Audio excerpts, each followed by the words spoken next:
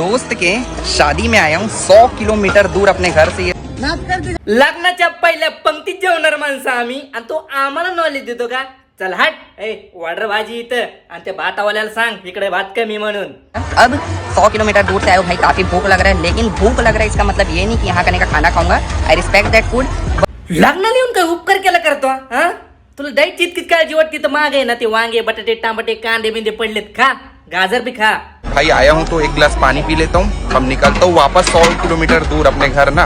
अरे झाटू तुला इतकी डाईटची काळजी होती तर आपल्या घालायची, घरून डबा पॅक करून आणायचा।